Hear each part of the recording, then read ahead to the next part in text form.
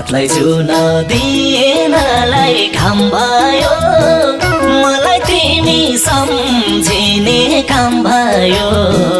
आफूसँग आफै हारे मैले घामलाई सोधिन कि जुनलाई सोधिन अब कसलाई सोधौँ उनको बारेमा